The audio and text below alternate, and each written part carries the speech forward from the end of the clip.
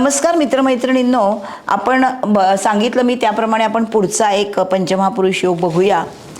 हे जे पंचमहापुरुष योग आहेत ना ग्रहांचे, हे जे ग्रह 2 राशींचे स्वामी आहेत अशांचेच आहेत फक्त. तर आता हा जो मी योग सांगणार आहे हा गुरुचा आहे. गुरु हा खरोखरच आपल्या आयुष्यामध्ये फार गुरुतुल्य किंवा आपल्या आईसारखा आणि आपल्याला खूप प्रगतीकडे नेणारा ग्रह असतो.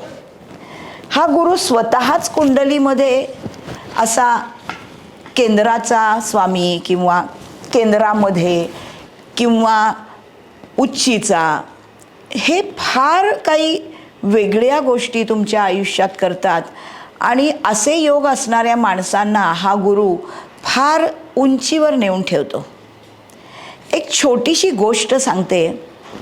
एक लहान मुलांची शाळा होती, प्रायमरी, आणि मुलग्यांची होती. आणि त्या शाळेमध्ये एक दिवस एक मुलगा, त्याच्या वडिलांनी त्याला वाढदिवसाला प्रेझेंट दिलेलं एक छान घड्याळ घालून आला.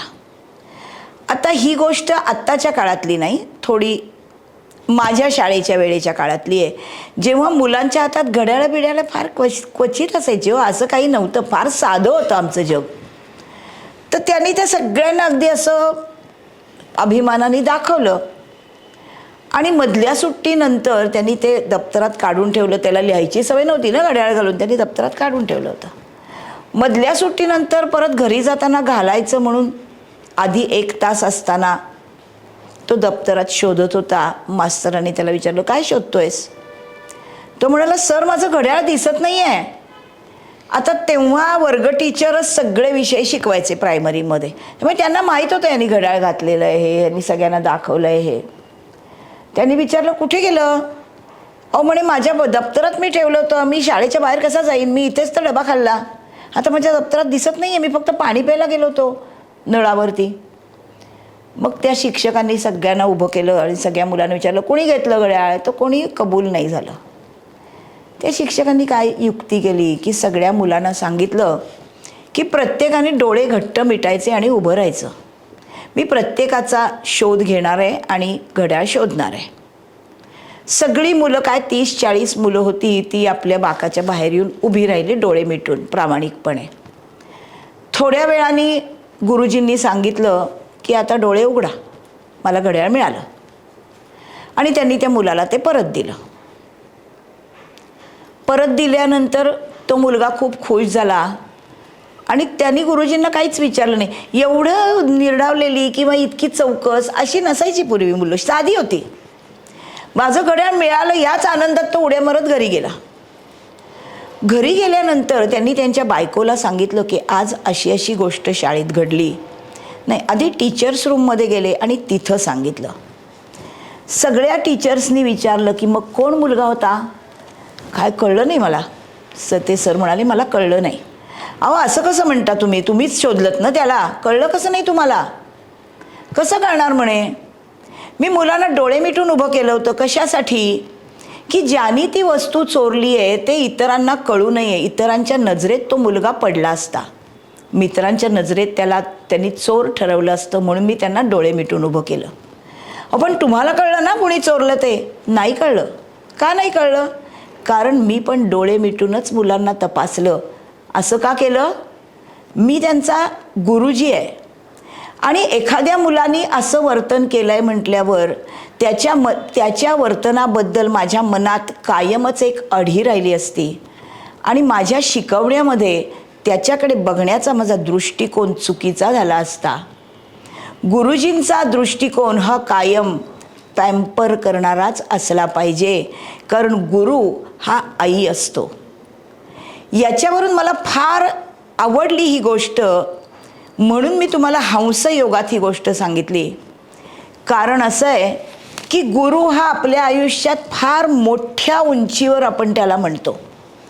बघा, आपण शाळेमधले जे आपले शिक्षक असतात, म्हणजे हायस्कूलमधले सुद्धा, ते जर आपण 25-30 वर्षांनी आपण कामाला लागलो, आपण मोठे झालो, ज्या वयात ते आपले गुरुजी होते त्या वयाचे आपण झालो आणि ते आपल्याला भेटले, तर आपण रस्त्यात सुद्धा त्यांना वाकून नमस्कार करतो.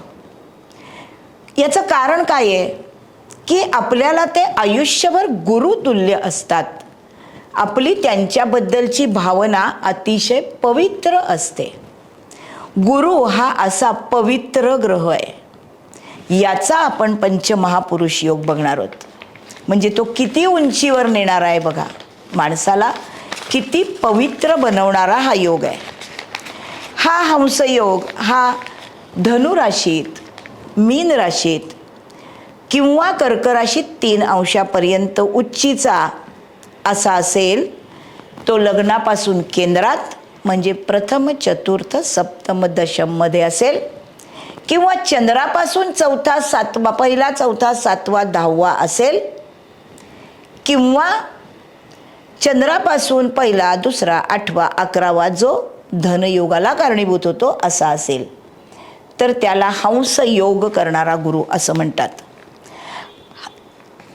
हा गुरु काय दाखवतो तर सगळ्यात पहिलं हा रिप्रेझेंटेशन देतो योग सामर्थ्यामधल्या श्वसनाचं. This is a representing of breath in yoga असं लिहिलेलं आहे पुस्तकांमध्ये. Divine energy that the yogi utilises during spiritual practices. हे गुरु आहे. हा गुरु म्हणजे तुमच्या आयुष्यामध्ये तुम्हाला ज्ञान देणारी गोष्ट आहे. गुरु हा म्हणजे प्रत्यक्ष जिवंत व्यक्तीच गुरु असते असं नाही आहे. दत्तात्रयांनी तर 21 गुरु केले होते. कुत्री, मांजर ही सुद्धा तुमची गुरु आहेत.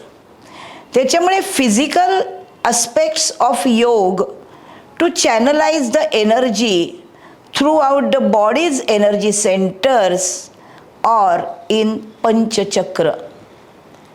गुरुचा संबंध तुमच्या आयुष्यामधल्या, तुमच्या शरीरामधल्या सर्व चक्रांशी आहे. ॲस्ट्रॉलॉजीचा जो आध्यात्मिक ॲप्रोच आहे तो इथे सुरू होतो. आपण बघतो की आपल्या कुंडलीमध्ये अष्टमस्थान हा ज्ञानयोग, भाग्यस्थान, नवमस्थान हा भक्तियोग आणि दशमस्थान हा कर्मयोग आहे, जो भगवान श्रीकृष्णांनी गीतेमध्ये सांगितलं आहे. आपल्या शरीराची रचना पंचमहाभूतांची आहे, जी ग्रहांची पण पंचमहाभूतांचीच रचना आहे. आपल्या शरीराचं जो बेस आहे त्याला म्हणतात मूलाधार चक्र, जिथे आपले प्रायव्हेट पार्ट्स आहेत, जिथे आपली कुंडलिनी शक्ती आहे. आपण वृश्चिक राशीमध्ये ज्येष्ठा नक्षत्र, कर्क राशीच्या आश्लेषा नक्षत्रात आणि वृश्चिक राशीच्या ज्येष्ठा नक्षत्रात हिचा अनुभव कसा येतो हे पाहिलं आहे. याच्या पुढचं जे चक्र आहे जिथे तुमचे प्रायव्हेट पार्ट्स असतात त्याला म्हणतात स्वाधिष्ठान चक्र. आणि त्यानंतर जे तुमचं पोट आहे त्याला म्हणतात मणिपूर चक्र. हृदयामध्ये असतं, स्पंदन करतं, ते आहे अनाहत चक्र. व्होकल कॉर्डमध्ये आहे, पिच्युरिटी ग्लँड्स मानेतल्या आणि गळ्यातल्या तिथे आहे विशुद्ध चक्र. तुमच्या भ्रूमध्यामध्ये ध्यान धारणा करताना इथे ओंकार किंवा गणपतीच आहे अशी धारणा करतात. आणि मग तिथे आपण जेव्हा आपल्या अंतश्चक्षूंनी बघायचं असतं त्याला म्हणतात भ्रूमध्यामधलं आज्ञाचक्र. आणि त्यानंतर आपल्या ताळूच्या मध्यामध्ये डोक्यावर जे आहे त्याला म्हणतात सहस्रार चक्र. अशी आपल्या शरीरामध्ये ही सप्तचक्र आहेत. आणि पंचचक्रांचा संबंध हा श्वसनापर्यंत येत राहतो. आज्ञाचक्र आणि सहस्रार चक्र ही त्याच्या पुढची स्टेज आहे. म्हणून शरीराची एनर्जी जागृत करणारी ही सगळी माणसाच्या शरीरात असणारी चक्र आहेत. आणि ही श्वसनाच्या प्रॅक्टिसने आणि आपल्या अनाहत चक्रामध्ये असणारं जे मन आहे हृदयामध्ये त्याच्या निग्रहाने आपण आपल्या शरीराची आणि आपल्या एकूण आयुष्याचीच प्रगती साधू शकतो. आणि ही प्रगती साधण्यासाठी आपल्याला आवश्यकता कुणाची असते? गुरुची. आपण आपण हे करू शकत नाही. हे सगळं ज्ञान गुरुनी दिलं तरी गुरुनी आपल्याला त्याच्यासाठी इनिशिएट करावं लागतं. हे सगळं ज्ञान माझ्या गुरूंनी त्यांच्या पुस्तकामध्ये, माझ्या वडिलांनी त्यांच्या पुस्तकामध्ये लिहिलेलं आहे. तर हा जो राजयोग आहे, हा गुरुचा राजयोग, हा गुरु कुंडलीमध्ये अनेक गोष्टींचा कारक आहे. आणि त्या राजयोगामुळे माणसाला व्ययस्थानातल्या गुरुच्या राशीमध्ये आनंदाचा मार्ग सापडतो. आपल्याला काय शोधायचं आहे? आपल्याला खरा आनंद शोधायचा आहे. रतन टाटांच्या वक्तव्यामध्ये आपण पाहिलं आहे की त्यांनी खूप पैसे मिळवले तरी समाधान, आनंद मिळाला नाही. खूप साधनं जमा केली तरी मिळाला नाही. कामामध्ये सार्वभौमत्व मिळालं, काय वाटेल तो माणूस यांच्या हाताखालीच, इतकं एक नंबरला पोचले. कारखानदार म्हणून नावारूपाला अनेक वर्ष आलेले तरीही ते समाधान मिळालं नाही. मग जेव्हा दुसऱ्या माणसाचा आत्मा आणि माझा आत्मा हा एक आहे, मला जे मिळतं तो आनंद दुसऱ्याला पण मिळाला पाहिजे, म्हणून जेव्हा त्यांनी 200 मुलांना, अपाहिज मुलांना, 200 जणांना व्हीलचेअर्स वाटल्या आणि ती मुलं त्या व्हीलचेअरवरनं जी बागडत होती आणि त्यांच्या मनामधला आनंद जो त्यांच्या चेहऱ्यावर पसरला होता, तो पाहिल्यावर त्यांना वाटलं, अरे हां, हा खरा आनंद आहे माझा. आपण जेव्हा आपल्या मुलांना, लहान मुलांना आपल्या, म्हणजे जेव्हा ती अजून अर्भक म्हणून असतात, तेव्हा त्यांना आपण जेव्हा जेवायला देतो किंवा अगदी तान्ह्या मुलाला स्तनपान करणारी आई, 5-6 महिन्याचं ते मूल झालं की ते दूध पिता पिता मध्येच पदराखालनं तोंड काढताना आईच्या तोंडाकडे बघून खूप गोड हसतं. प्रत्येकीला हा अनुभव येतो. ह्या आनंदासाठीच आई जगत असते. आपण पुढे हे जे गुरुचं कारकत्व आपल्याला दिसतं, कारण गुरुला माऊलीच म्हणतात, तर आपल्या कुंडलीमधल्या 2, 5, 7, 9 आणि 11 या स्थानांचा गुरु कारक आहे. Guru bestows all material pleasures and leads human beings to its important goal which is salvation. परत एकदा सांगते, हे माझ्या वडिलांचं वाक्य आहे. गुरु bestows all material pleasures and leads human beings to its important goal which is salvation. Salvation म्हणजे मोक्ष. Salvation comes from inner happiness. हा हॅपीनेस मिळवण्यासाठीच आपण जगतो आणि हाच हॅपीनेस त्याच्याबरोबर उच्चीचा शुक्र असतो. त्यावेळेला त्या माणसाकडे हा आनंद मिळतो, त्याला तो मिळू शकतो. आणि तो मिळालेला माणूस, त्याचा चेहरा कांतिमान असतो, सुंदर पाय असतात, प्रसन्न चित्त असतो, मधुर वाणीचा असतो, सुंदर चेहऱ्याचा असतो. असा सुंदर माणूस हा हंस योग ज्याच्या कुंडलीत आहे असा असतो. मग हा 2, 5, 7, 9, 11 या स्थानांचा कारक ग्रह आहे. तर लग्न कुंडलीमध्ये जर चंद्रापासून केंद्रातलं स्थान 2रं आलं, 5वं आलं, 7वं आलं, 9वं आलं, 11वं आलं, किंवा चंद्रापासून 2रं, 1लं, 8वं, 11वं स्थान जिथे गुरु आहे, ही सगळी हंस योगाची स्थानं आहेत. मग हा गुरु काय देतो? तर हा पैसा देतो. पैसा देतो म्हणजे गुरु पैशासाठी काम करत नाही. गुरु हा अर्थत्रिकोणाचा कारक आहे का? कुठे आहे? तर धनस्थानाचा कारक आहे. पण धनस्थानामध्ये तो कुटुंबाची प्रसरणाची गोष्ट करतो, कारण गुरु प्रसरणाचा कारक आहे. आता धनस्थान हे पैसा मिळवण्याचं स्थान आहे म्हणून पैशाचं प्रसरण होतं. पंचम स्थान हे शिक्षणाचं स्थान आहे, गुरुप्रसारणाचा कारक आहे. पंचमातून भाग्याकडे तो बघतो, मुळातलं शिक्षण उच्च शिक्षण हा दोन्ही देतो, भाग्याचाही तो कारक आहे. सप्तमाचा कारक आहे, तिथे हा लीगल करार नात्याचा दाखवतो. गुरु हा शुक्र नव्हे, गुरु हा कामेच्छांचा कारक नव्हे, गुरु कामत्रिकोणाचा ग्रह नाही, पण सप्तम स्थानातला गुरु हा लीगल करारांचा कारक आहे. कारण गुरु हा लॉ आहे, वकील आहे, म्हणून तो सप्तमाचा कारक आहे.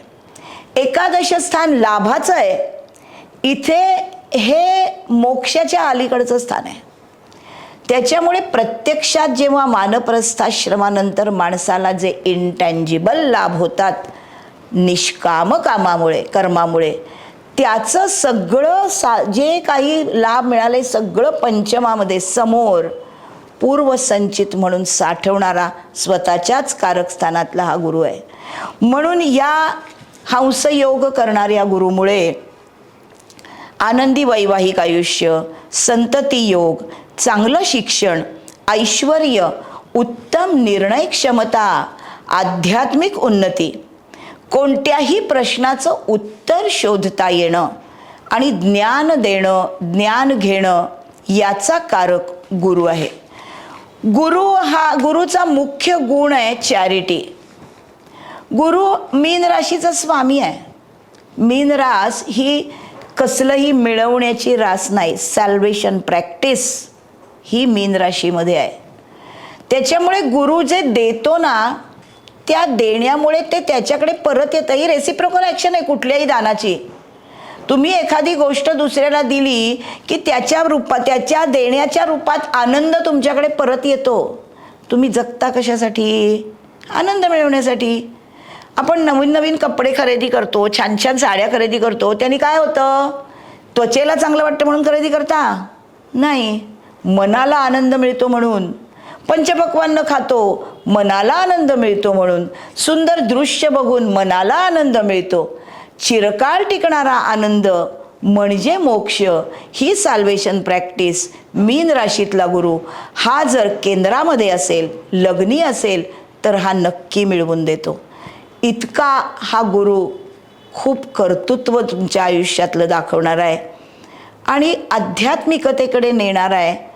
तसं पाहिलं तर आपल्याला या पंचमहापुरुष योगामध्ये हे कळतंय की आपण काय केलं म्हणजे आपल्याला काय मिळेल. इतकं सोपं आहे, अजिबात क्लिष्ट नाही आहे ॲस्ट्रॉलॉजी आणि खरा आनंद मिळवणं, नाही का? कसा वाटला तुम्हाला एपिसोड?